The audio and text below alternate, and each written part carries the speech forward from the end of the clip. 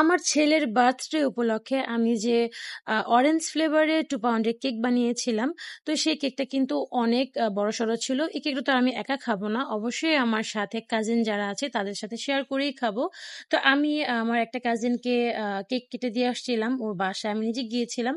তো ও এই কেকটা খেয়ে খুব মজা পেয়েছে। আর ও আমার এই কেকের রিভিউ দিয়েছে। তো চলেন শুনে আসি ও আমার কেকটা খেয়ে কেমন রিভিউ দিল।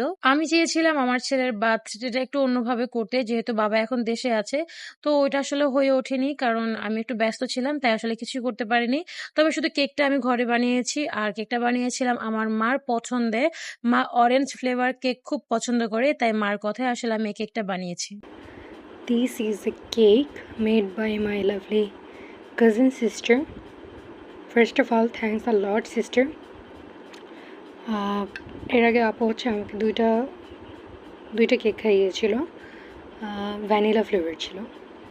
আমি সাধারণত হোমমেড কেক অনলাইন থেকে একবার বা দুইবার নিয়েছিলাম।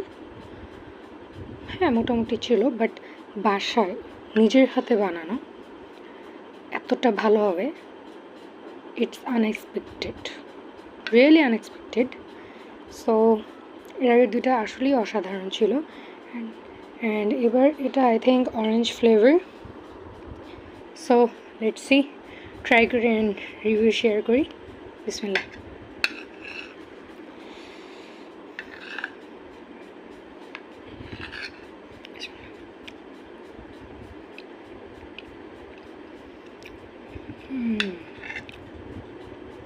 Perfect.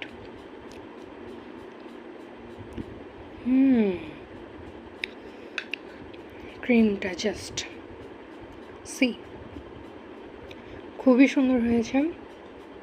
অ্যান্ড অরেঞ্জের যে ফ্লেভারটা, এটা একদম পারফেক্ট, বেশিও হয়নি আবার একদম কমও হয়নি। So thanks a lot sister, God bless you.